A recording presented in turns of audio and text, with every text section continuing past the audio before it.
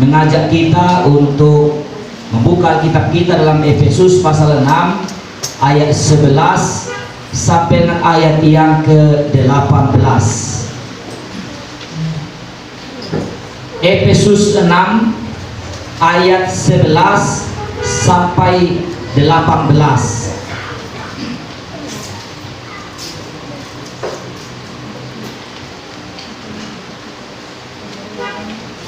Sudah? Baik, kita mulai secara bergantian membaca. Kenakanlah seluruh perlengkapan senjata Allah supaya kamu dapat bertahan melawan tipu muslihat iblis.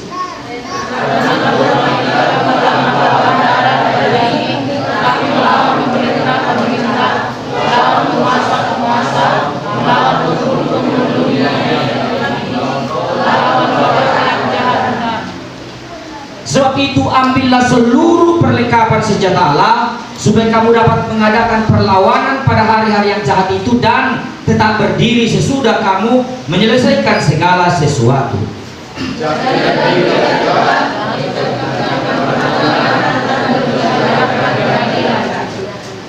Kakimu berkasutkan kerelaan untuk memberitakan Injil damai sejahtera.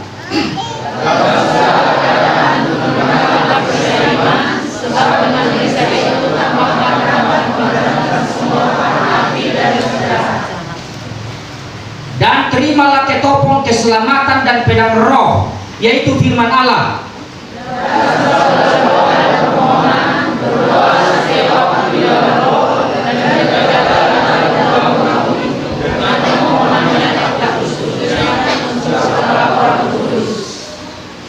Menang dalam peperangan rohani, itulah judul khotbah yang saya sampaikan kepada saudara di pagi hari ini.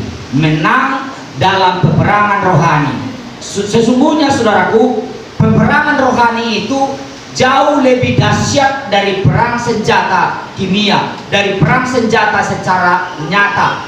Jauh lebih dahsyat perang secara rohani, karena kalau perang secara jasmani di alam nyata itu hanya membunuh setiap orang, tetapi perang secara rohani akan membawa orang masuk ke neraka. So, kalau seseorang kalah dalam peperangan rohani, berarti neraka lah menjadi tempatnya untuk kekal selama-lamanya. Sebab itu kalau kita berusaha berperang secara jasmani, memerangi berbagai macam musuh, jauh lebih penting kita berperang menang dalam peperangan rohani. Amin. Harus kita menangkan peperangan ini, dan peperangan ini ada dalam alam roh. Peperangan rohani ini adalah di dalam roh, alam pikiran manusia yang berperang melawan kejahatan, melawan dosa, melawan kezaliman, berperang melawan ketidakadilan, berperang melawan tipu-tipu muslihat iblis. Alam pikiran kita lah yang berperang, dan Tuhan harus tolong kita. Amin saudaraku. Dan perang nyata pun, perang fisik pun selalu diawali dari perang rohani. Pemuda-pemuda anggota OKP, perang-perangan mereka, perang-perangan itu diawali dari perang rohani antara seorang dengan seorang. Pikiran yang dikuasai. Mungkin mereka tersinggung, lalu muncul dendam, muncul kemarahan. Begitu muncul kemarahan, keluar dari mulut, dan mulailah perang secara jasmani. Jadi segala sesuatu peperangan di alam nyata diawali dari peperangan rohani. Kalau Rusia berperang dengan Ukraina, awalnya itu bukan perang nyata, tapi perang pikiran antara presiden satu dengan presiden lain. Ketidakcocokan hati, kekecewaan, muncullah statement-statement, muncullah rencana-rencana, akhirnya terjadilah perang nyata. Saudaraku, iblis menggunakan alam pikiran kita untuk mengawali peperangan ini, untuk memulai peperangan ini. Karena itu dikatakan, kenakanlah seluruh perlengkapan senjata Allah supaya kamu dapat berperang dan kemudian dapat bertahan. Dalam peperangan ini ada dua hal yang perlu saudaraku diperhatikan. Yang pertama, perisai atau alat-alat untuk menangkis senjata. Dikatakan di dalam ayat yang ke-11, coba kita lihat kembali ayat yang ke-11. Kenakanlah seluruh perlengkapan senjata Allah supaya kamu dapat bertahan Ini pertahanan penting. Kalaupun musuh kita tembak semua, tapi peluru masuk sama kita mati, kita berarti sama-sama mati. Amin. Jadi ada pertahanan dulu. Pertama itu pertahanan. Kenakan seluruh perlengkapan senjata Allah supaya kamu dapat bertahan melawan tipu muslihat iblis. Lalu di ayat yang ke-13 coba ditunjukkan. Sebab itu ambillah seluruh perlengkapan senjata Allah supaya kamu dapat mengadakan perlawanan. Sekarang selain bertahan perlu perlawanan. Sama seperti pemain bola. Kalau hanya kita jaga gawang kita, tidak masuk bola ke gawang kita, tapi tidak bisa memasukkan bola di gawang lawan, sama dengan kita tidak menang. Amin. Jadi di satu sisi kita jaga gawang kita supaya jangan masuk bola, tapi sisi lain harus ada penyerangan memasukkan bola ke gawang lawan. Begitu juga peperangan rohani. Ada tameng, ada perisai perlindungan iman, ada perisai saudaraku baju jirah. Tetapi ada senjata untuk melawan, karena peperangan itu bertahan dan menyerang. Saudaraku yang dikasihi oleh Tuhan, Rasul Paulus dalam kitab ini berkata kepada jemaat di Efesus, kenakanlah seluruh perlengkapan senjata Allah supaya kamu dapat bertahan. Yang kedua, supaya kamu dapat menyerang. Bertahan dan menyerang sama pentingnya. Sama pentingnya. Jadi kedua-duanya harus jalan. Yang pertama dikatakan dalam rangka kita bertahan supaya tidak mati diserang oleh iblis, tidak diseret dengan tipu daya iblis. Ayat yang ke-14 dikatakan begini. Jadi berdirilah tegak, berikan pinggangkan kebenaran dan berbaju jirahkan keadilan. Kalau dalam peperangan bangsa Israel, baju jirah itu saudaraku baju besi yang bersisik. Jadi waktu diparang gak mempan karena besi. Ada ketopong sehingga itu semua dari besi. Di kaki juga ada besi, hanya lipatan-lipatan saja tidak ada besi. Ya, di tangan juga ada besi, cuma lipatan-lipatan, jadi bebas. Jadi waktu datang senjata parang, panah atau tombak bisa ditangkis dengan perisai. Kalau lolos perisai kena di badan tidak tembus karena ada perisai. Jadi berikan pinggangkan, jadi berdirilah tegak, berikan pinggangkan kebenaran dan berbaju jirahkan keadilan. Inilah alat untuk dapat bertahan. Jadi ikat pinggang itu dikatakan seperti kebenaran itu ibarat ikat pinggang, baju jirah. Jadi artinya setiap orang kalau mau berperang dengan iblis, kalau mau menang dengan iblis, harus memiliki kebenaran. Kebenaran bukan sekadar benar sendiri, tetapi kebenaran yang daripada Tuhan. Jadi saudaraku, agar kita menang dalam peperangan rohani, jangan kompromi dengan dosa, jangan kompromi dengan kesalahan, tapi kita harus memiliki kebenaran dan berkomitmen hidup dalam kebenaran itu. Berkomitmen hidup dalam kebenaran itu, tidak kompromi. Apabila kita itu salah, apabila kita tahu itu salah, sesuai firman, kita harus berkata, berani berkata tidak, karena itu tidak benar, tidak sesuai kebenaran firman. Kalau kita berkomitmen hidup dalam kebenaran, tidak mau kompromi dengan dosa, iblis itu kan menggoda kita supaya kita menyimpang dari jalur kebenaran, supaya kita keluar dari jalur kebenaran. Iblis berusaha menipu kita. Di Taman Eden, iblis berkata kepada Hawa, apakah semua pohon-pohon dalam taman ini tidak boleh kamu makan, bukan? Tahu nggak iblis peraturan itu? Bahwa yang dikatakan Tuhan Allah hanya satu pohon, buah pohon yang tidak boleh dimakan di tengah-tengah taman, yang lain boleh dimakan. Tetapi iblis bertanya, semua pohon dalam taman ini nggak boleh dimakan kan? Hawa berkata, bukan semua, hanya satu, yaitu buah pohon di tengah-tengah taman. Kalau kami makan itu, kami akan mati dan tidak boleh kami makan ataupun raba buah itu. Iblis berkata, enggak betul itu. Sebetulnya Tuhan itu tahu kalau kamu makan buah itu, kamu akan menjadi pintar, tahu membedakan mana salah, mana benar. Kalau kamu makan itu, kamu akan menjadi seperti Allah. Bukan kamu mati, enggak benar itu.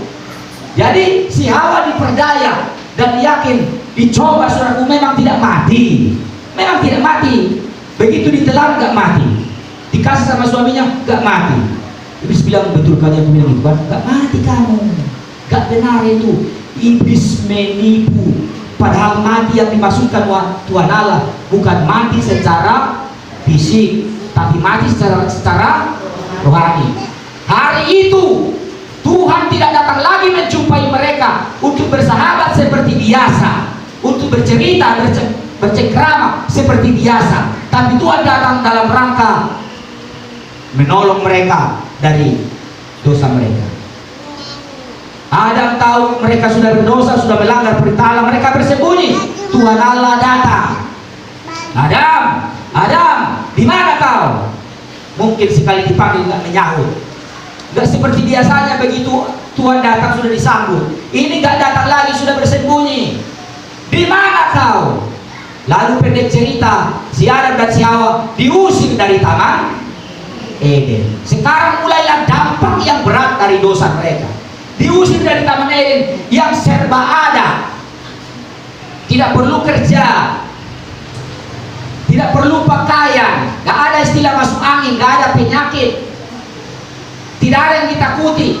Sekarang diusir dari taman Eden, ditempatkan 2 malaikat penjaga pintu ke taman itu supaya mereka tidak boleh masuk lagi. Iblis berhasil menipu.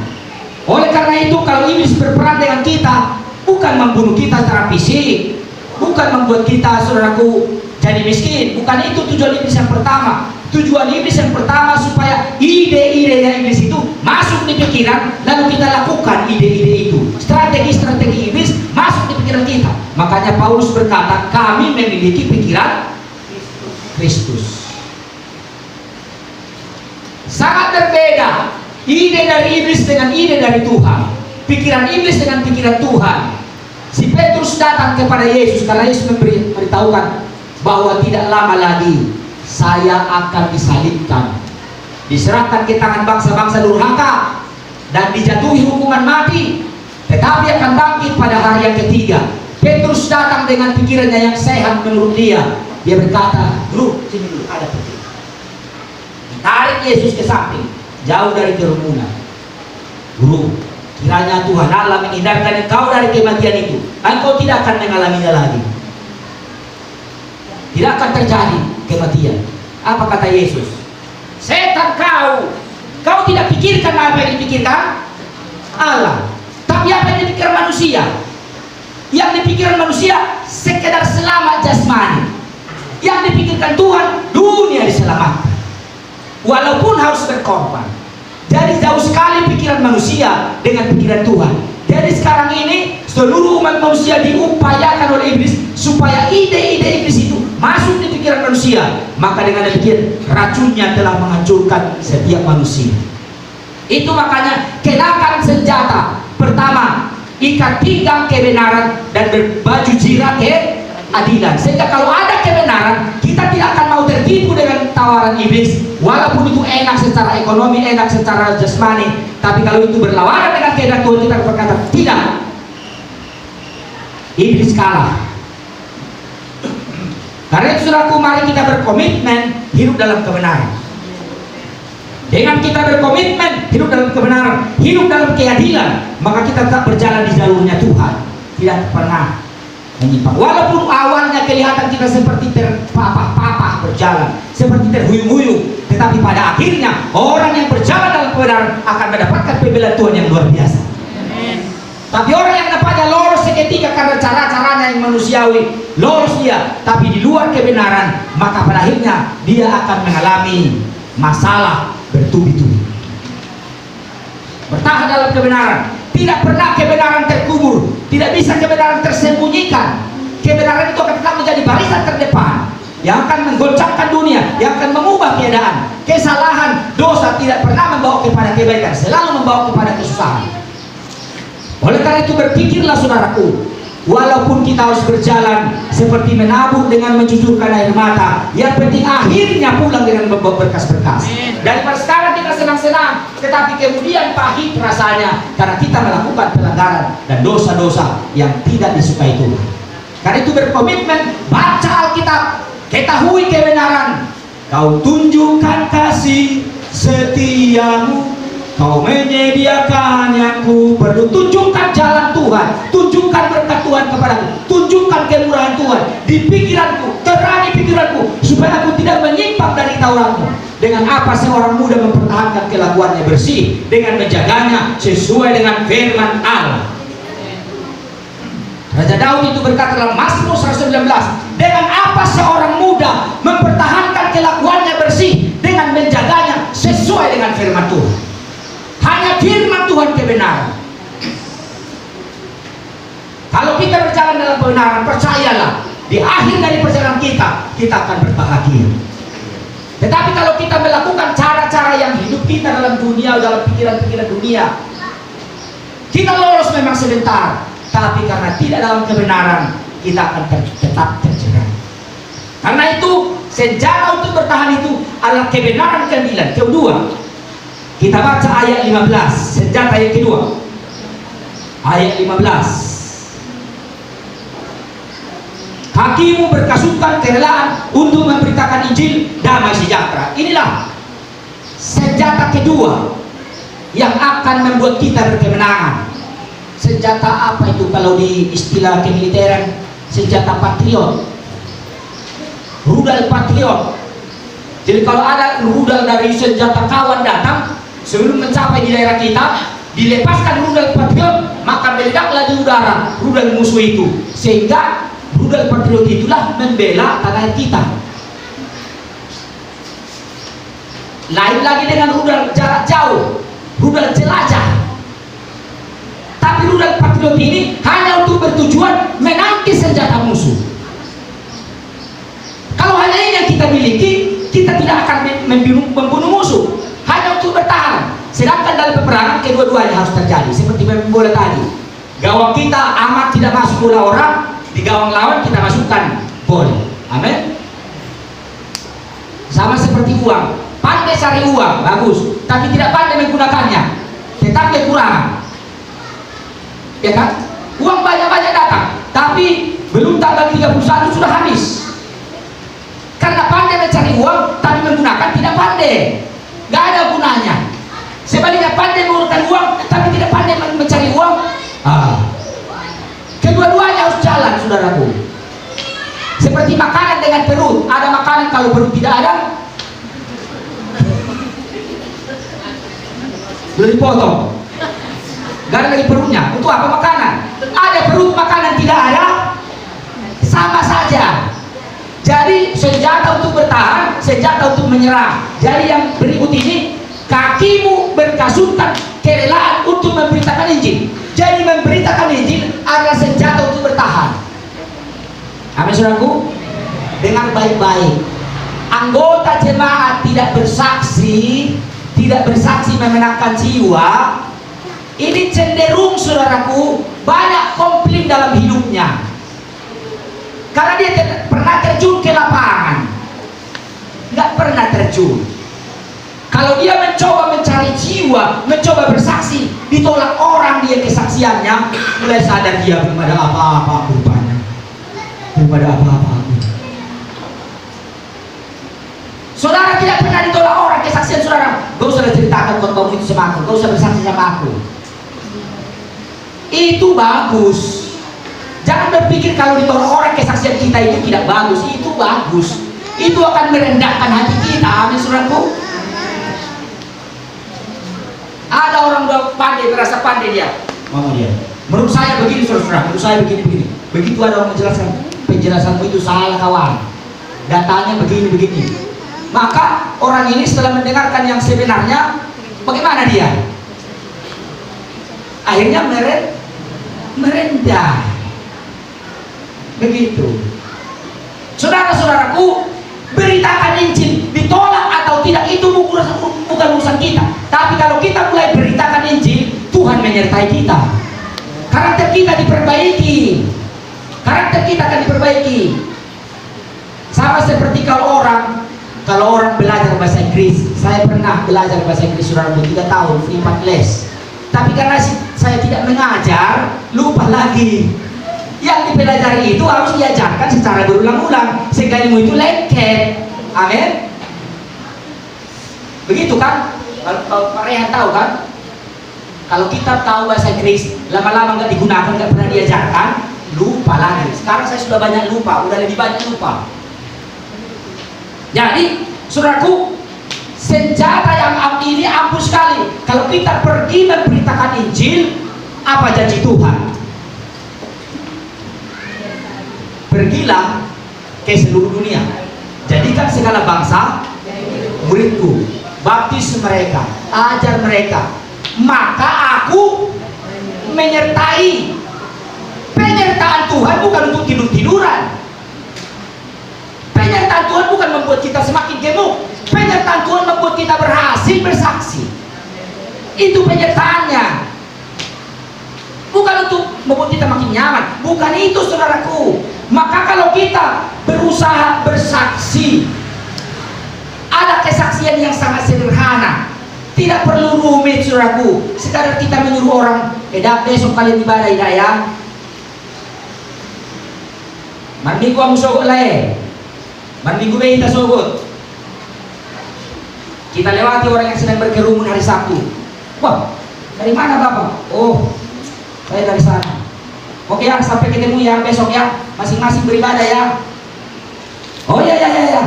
Sekedar itu kita sudah punya upah. Menyuruh orang berdoa, bersaksi dan menjadi saksi, kedua-duanya sama. Amin, saudaraku. Menjadi saksi berarti memperbaiki kelakuan kita, memperbaiki perkataan kita, memperbaiki sikap kita, menunjukkan bahwa kita orang percaya, kita tunjukkan bahwa kita orang setia, kita tunjukkan bahwa kita orang yang berkomitmen, kita tunjukkan bahwa kita orang yang bukan sembarangan, kita orang yang setia pada Tuhan. Dengan kita baca Alkitab dilihat orang, itu artinya kita sedang bersaksi. Bah, Sona ringkas dong baca Alkitab mati. Oh ya, memang Alkitab memang harus di depan kita setiap hari. Kita bilang, kita percaya kalau kita baca Alkitab Tuhan akan berkati kita. Hanya ngomong sepatah itu kita sudah terlibat dalam pemberitaan Injil. Jadi mari bersaksi kepada anggota keluarga, bersaksi kepada keluarga besar kita, kepada tetangga, bersaksi kepada siapapun, kepada sesama anggota jemaat, bersaksi. Bukan harus kita ajari mereka, tapi kita tunjukkan sebuah contoh yang teladan, yang bagus, yang diikuti orang lain. Seperti lagu itu, Tuhan memberikan nyanyian baru dalam mulutku untuk memuji-muji Allah kita. Banyak orang datang melihatnya dan menjadi takut, lalu percaya kepada Tuhan. Begitu dilihat orang kita bernyanyi, orang lain diberkati. Ada satu nyanyian di YouTube, lagunya begini. Tobu perdalanganmu di atas laut Parkondio. Setiap kali ku buka itu, selalu ku dengar, suka aku mendengarnya. Dan aku berulang-ulang berkata kepada pendeta itu, terima kasih buat lagunya Pak, saya sangat diberkati. Diberkati saya dengan lagu-lagu mereka. Ada satu anggota jemaat dulu di sana di Bolok 5. Dari jauh saya sudah kedengaran dia bernyanyi. Lagu sekolah minggu, apa namanya itu? Besar dan perkasa Allah. Lupa saya lagunya, tapi seperti itu kira-kira. Besar dan perkasa Allah kita. Dari jauh sudah kudengar. Mungkin dia sedang menggiling cabai sambil nyanyi dia. Besar dan perkasa Allah kita, sambil menggiling cabai mungkin. Dia bernyanyi. Dari jauh kudengar, aku sangat diberkati. Lakukan sesuatu di mana membuat orang akhirnya semakin bangkit iman. Karena itu adalah senjata. Saudaraku, kenapa dikatakan kakimu berkasutkan kerelaan untuk memberitakan Injil? Yang berikut ini. Kenapa dikatakan oleh Rasul Paulus, kenakanlah kakimu berkasutkan kerelaan? Ada istilah kerelaan memberitakan Injil, karena pada zaman itu orang memberitakan Injil pasti mendapat penganiayaan. Orang yang memberitakan Injil pada masa itu pasti mendapat kritik. Pasti ada banyak yang membenci. Maka kenapa ini menjadi senjata? Karena kita akan belajar menjadi sabar. Kita akan belajar menjadi sabar dengan cibiran orang, dengan serangan orang karena kita memberitakan Injil. Maka terlatihlah kesabaran kita. Maka kalau kesabaran kita sudah terlatih, ini senjata yang ampuh menangkis musuh. Amin, saudaraku. Saudara, kalau nggak bersabar sudah susah lah. Nggak sabar menghadapi suami, stres kita. Nggak sabar menghadapi istri, berdosa kita. Nggak sabar menghadapi anak, stres kita.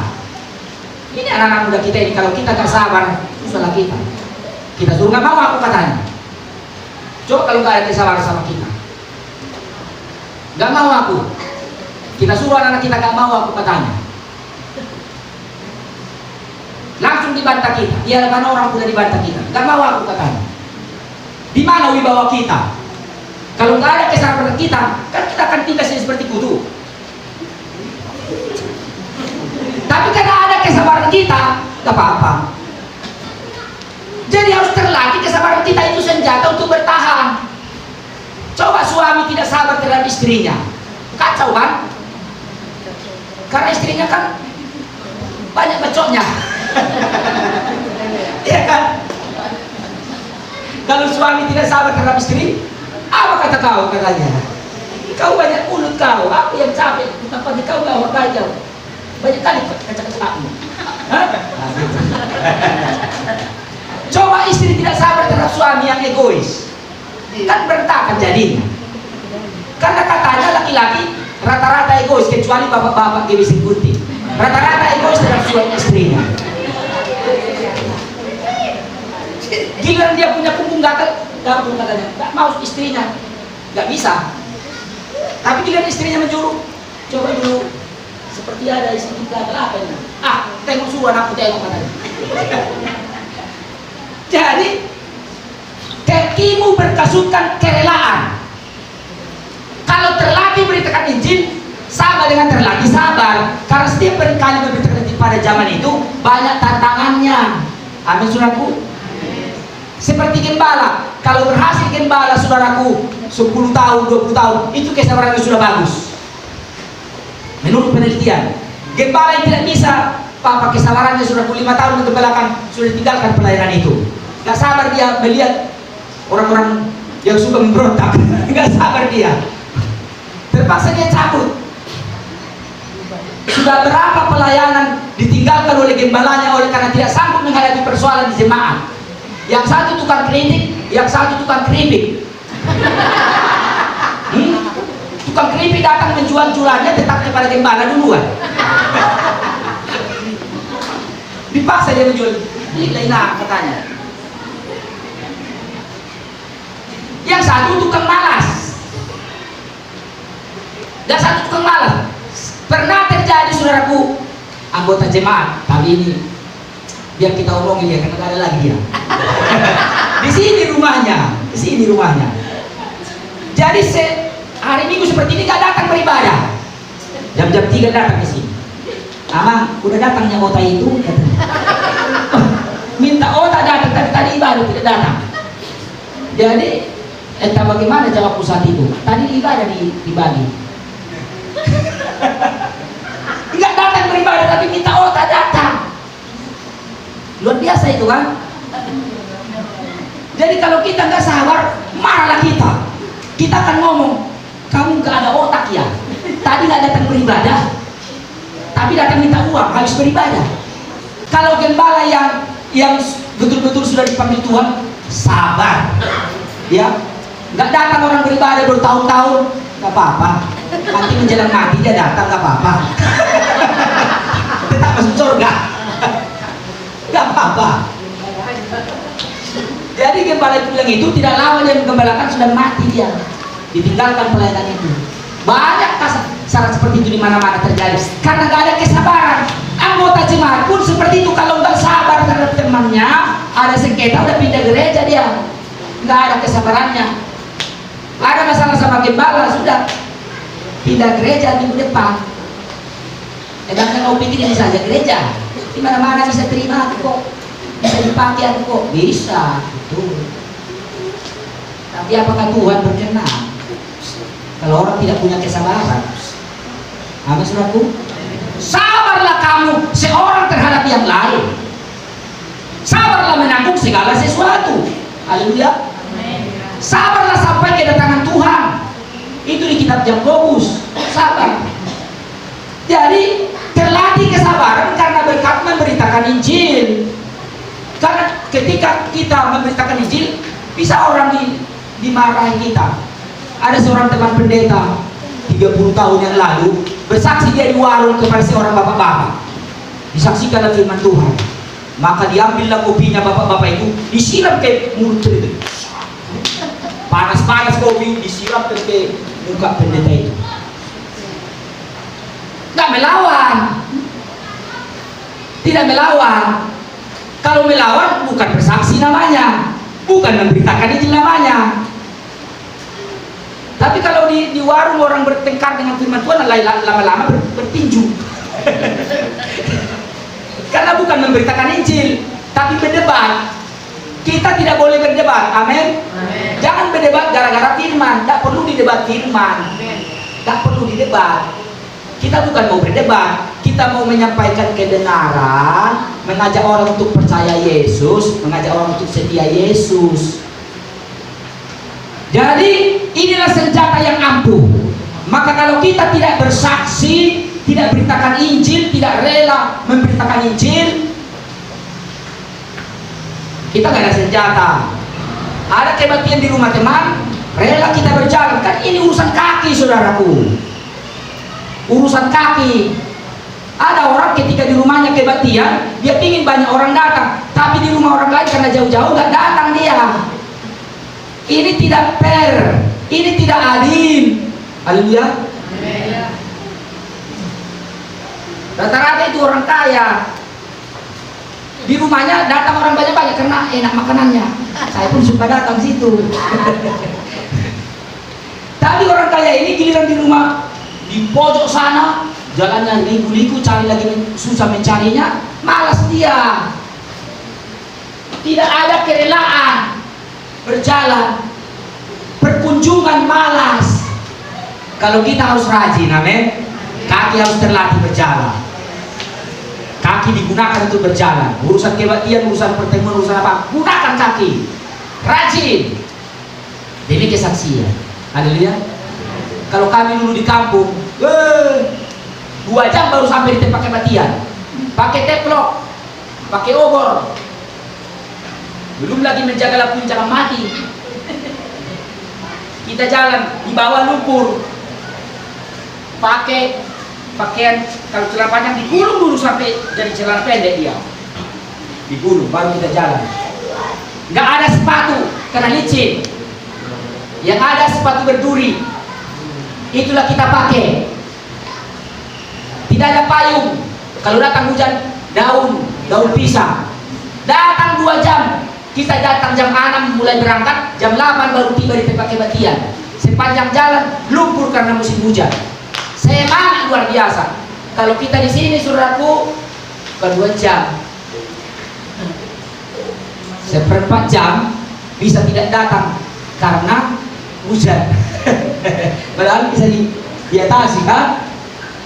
Harus kaki terlatih. Kalau kita rajin kaki terlatih, terlatihlah yang lain-lain.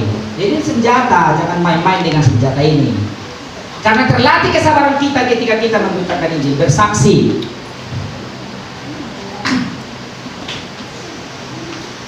Kemudian yang ketiga, kita baca ayat 16. Ayat 16.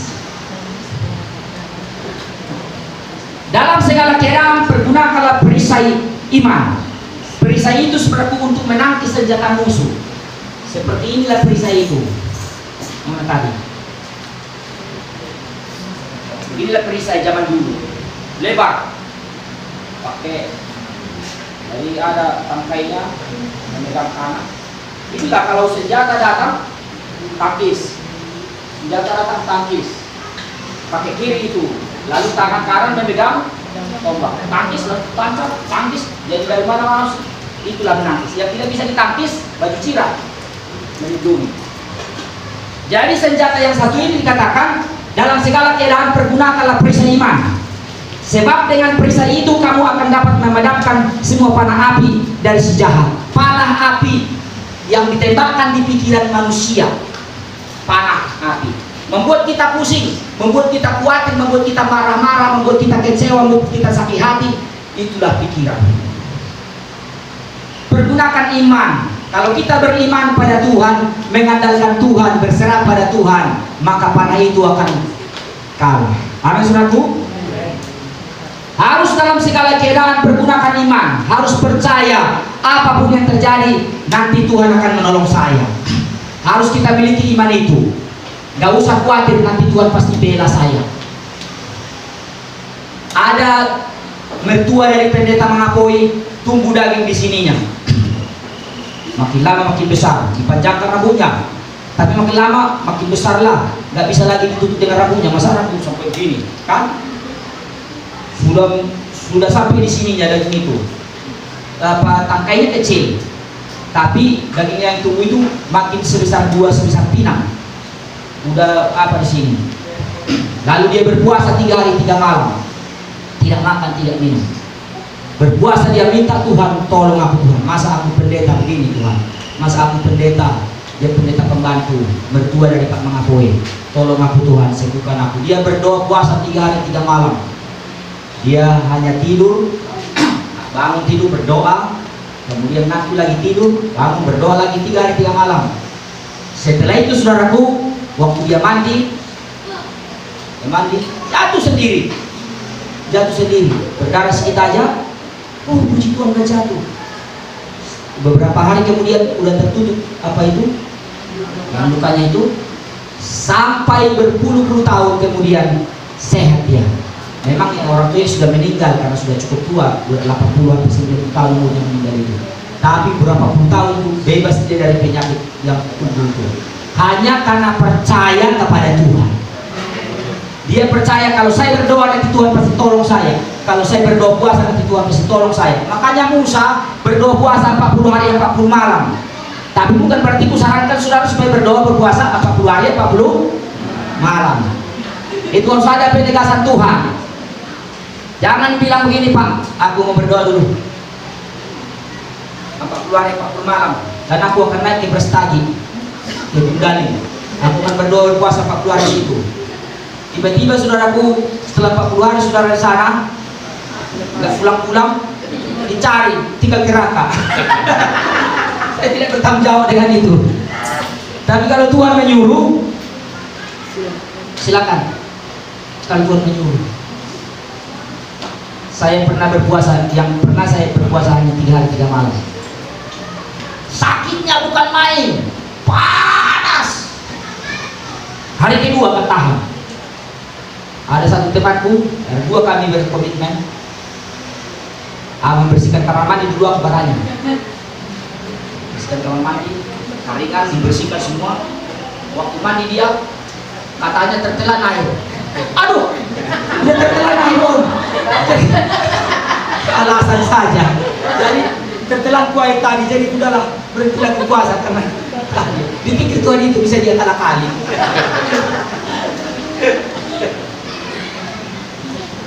Saudaraku yang kita sebut, banyak orang dijawab Tuhan doanya setelah berkomitmen. Saya berpuasa 1 hari, 1, 2 hari, 3 hari berpuasa. Pendeta Pasar Ibu almarhum berpuasa selama 9 hari total.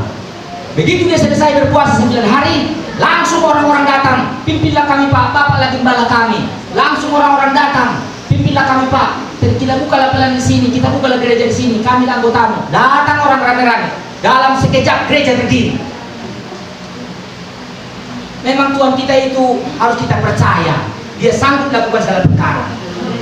Asal kita percaya. Jadi gunakan iman, perisai iman dalam segala keadaan. Pergunakan perisai iman. Percaya dalam segala situasi apapun.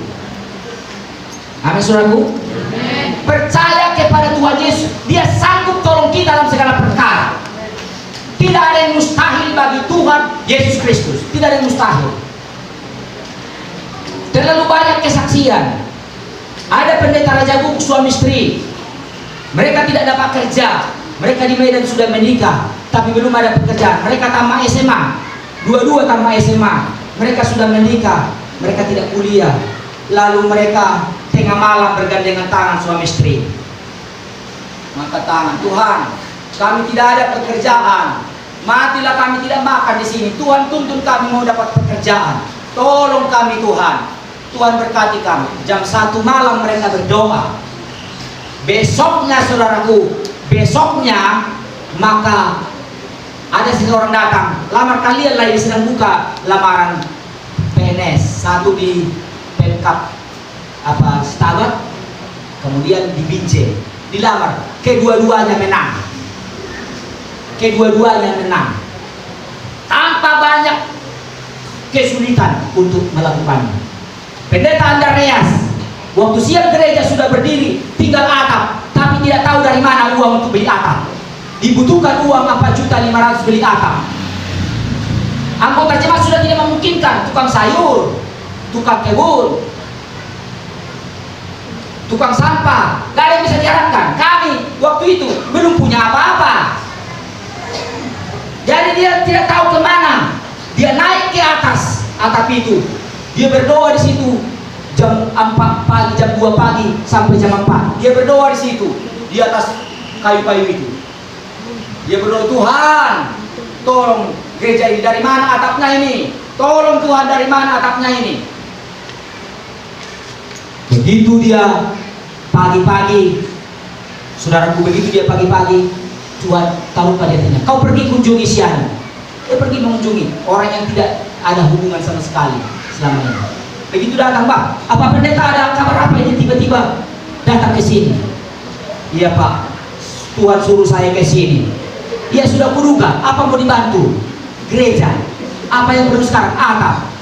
Iya, hitung atap itu segera supaya saya kirimkan atapnya. Langsung jadi. Langsung jadi. Sesungguhnya percaya saja kepada Tuhan. Tidak ada yang mustahil bagi orang yang percaya. Tidak ada yang mustahil. Yang penting kita merendah ke hadapan Kristus, berdoa kepada Tuhan, percaya dalam segala keadaan, pergunakan iman, pergunakan perisai iman. Dengan perisai itu kita tidak akan pernah dikalahkan oleh apapun. Kita dapat bertahan. Yang terakhir saudaraku, yang terakhir kita baca ayat 17. Baca ayat 17. Dan terimalah ketopong keselamatan dan pedang roh, yaitu firman Allah. Ketopong, ketopong itu saudaraku, kalau di militer apa? Topi baja. Topi baja itu hanya nampak muka, itu perlu topi baja. Kalau datang peluru kena topi itu tidak akan mati dia. Topi baja. Dan ketopong keselamatan dan pedang roh. Pedang ini untuk apa? Pedang ini untuk membunuh lawan, membunuh setan. Iblis itu kalah dengan firman Allah. Amin saudaraku. Waktu Yesus digodai oleh setan, apa Yesus katakan melawan iblis itu? Nah, kalau betul kau anak Allah, jadikanlah apa ini? Batu ini menjadi roti. Ditantang dia, benar tak kau anak Allah? Buktikan dulu kau betul-betul enggak anak Allah. Jadikan batu ini menjadi roti. Yesus berkata begini, manusia hidup bukan dari roti, dari setiap firman yang keluar dari mulut. Kita hidup karena firman yang keluar dari mulut Allah. Amin saudaraku. Iblis nggak bisa lagi berkutik, dibawa dia ke hubungan bait Allah. Kalau betul kau anak Allah, jatuhkan dirimu, karena ada firman berkata, tidak akan terantuk kakimu, karena malaikatnya akan menekan kau sehingga kau tidak tersandung dengan tanah. Tuhan Yesus berkata begini, tidak boleh mencobai Tuhan. Tidak boleh. Tidak boleh mencobai Tuhan. Jangan mentang-mentang ada firman kau makan racun tidak mati. Mari racunnya mari. Dimakan, itu mencobai Tuhan. Tapi kalau kita tidak tahu ditaruh orang racun di makanan kita, itu bukan mencobai. Kita makan semua sampai habis, ada lagi tambahnya. Kita minta tambahnya, dikasih lagi. Orang itu berharap kita mati segera, tapi 1 hari nggak mati, 2 hari nggak mati, 1 bulan nggak mati. Tetapi kalau kita minta, ada firman berkata bahwa makan racun maut pun tidak mati. Mati mana racunnya? Mari mati. Kita minum semua mati kita. Itu mencobai Tuhan. Yesus berkata tidak boleh mencobai Tuhan. Oh iya ya, iblis gak bisa memaksakan apapun untuk dilakukan Yesus. Dia bawa dia ke gunung yang tinggi, diperlihatkan keindahan dunia sekejap mata, terlihat, oh semua itu diserahkan kepadamu, asal engkau tunduk menyembah aku. Tuhan Yesus bilang hanya Tuhan yang disembah, gak boleh yang lain. Hanya firman yang diucapkan, maka iblis itu kalah 3-0 saudara. Kalau kita gunakan firman yang sama, berkosong-kosong, bukan hanya 3-0, iblis selalu kalah karena kita pegang firman. Itu senjata untuk menghancurkan musuh. Makanya coba kita baca Yosua 1 ayat 8 saudara ya. Yosua 1 ayat 8. Oh haleluya. Coba saudara perhatikan. Tahan dulu sebentar, jangan buyar konsentrasi karena masih belum jam 12, tengah 12 ini. Janganlah engkau lupa memperkatakan kitab Taurat ini, tetapi renungkanlah itu siang dan malam, supaya engkau bertindak hati-hati sesuai dengan segala yang tertulis di dalamnya. Bertindak hati-hati. Ada kehati-hatian. Makanya kalau kita ngomong di forum, kita berhati-hati, jangan kencang ngomongnya supaya jangan salah. Hati-hati. Amin. Kalau saya disuruh berkata-kata di forum, sepatah kata dari ketua PRW, saya akan selamat hari Minggu bagi Bapak dan Ibu sekalian. Shalom. Mereka bilang shalom. Peresmian jemaat hari ini adalah kebanggaan kita bersama dan kebanggaan Tuhan. Saya mewakili Gereja Betel seluruh Kabupaten Deli Serdang mengucapkan selamat. Tetapi sekaligus saya akan memberi pengumuman hal-hal yang perlu dilakukan gereja yang mula-mula ini, gereja yang baru diselenggarakan. Pertama, semua kita harus mengikuti fellowship setiap kali diundang. Kita harus siap melakukan itu saudaraku, amin. Amin. Yang kedua, ekstra kolektif persembahan jemaat harus diantarkan ke kantor BKD atau melalui kami sekali dalam 1 bulan. Hati-hati saya bicara, nggak cepat-cepat, nanti bersalahan. Bertindak hati-hati, bertindak pun hati-hati. Harus sesuai dengan segala yang tertulis dalam firman-Nya. Sebab dengan demikian perjalananmu akan berhasil dan engkau akan beruntung. Berhasil dan beruntung oleh karena segala yang kita lakukan itu berlandaskan firman. Berhasil dan beruntung karena ucapan kita sesuai dengan firman, pekerjaan kita sesuai dengan firman, isi hati kita sesuai dengan firman, dan senyum kita pun sesuai dengan firman. Tertawa kita pun sesuai dengan firman. Jangan ibu-ibu nanti terpeleset di depan, terpeleset. Tertawa kita itu tidak akan memberkati. Ada orang salah bicara di mimbar, tapi nanti tertawa kita itu menjadi kutuk pada kita. Jadi tertawa pun harus sesuai dengan, menangislah dengan orang yang menangis dan berbahagialah dengan orang yang berbahagia. Jangan kita menangis di antara kebahagiaan orang. Udah berbahagia dia, misalnya ulang tahun, udah berhappy ria mereka, kita nangis-nangis itu bersedih, bukan kita sembah. Kita tidak mendatangkan berkah.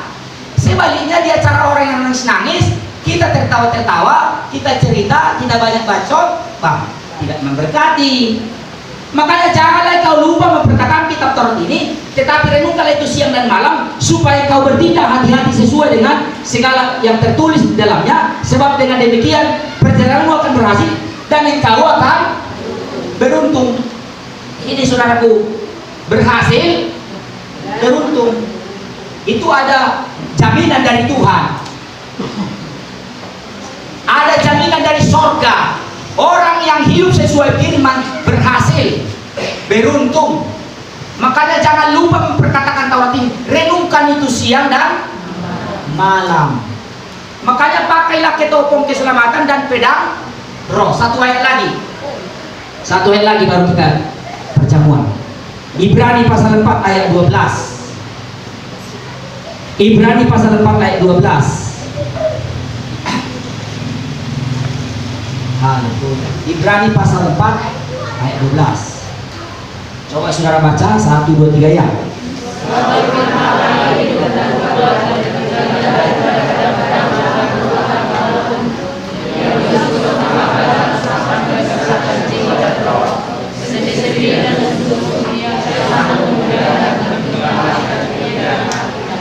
Iya. Sebab firman Allah itu hidup dan kuat. Firman Allah itu hidup dan kuat, sangat kuat, lebih tajam daripada pedang bermata dua manapun. Lebih tajam itu firman. Dari semua yang tajam, dia lebih tajam, itu firman. Dia dapat memisahkan jiwa dan roh, sendi-sendi dan sumsum. Dia sanggup membedakan pertimbangan. Dia sanggup membedakan pertimbangan. Makanya kalau kita kaya dengan firman, kita bisa membedakan salah atau benar. Kalau kita kaya firman, kita nanti akan terhindar dari banyak kesalahan. Karena kita sudah tahu ini nggak boleh, ini nggak boleh, ini nggak boleh, ini nggak boleh. Kalau kita tahu firman. Tapi kalau tidak tahu firman, nggak suka baca Alkitab, kita tidak banyak membedakan mana salah. Kita pikir kita sudah benar, padahal salah. Karena harus ditelaah. Karena Alkitab berkata, nasihatilah seorang akan yang aku harus menasihati. Datanglah, ini anak muda ini, datanglah menasihati Pak Guru, Pak, nggak boleh gitu Pak, begini Pak. Ini anak muda ini. Dalam hati aku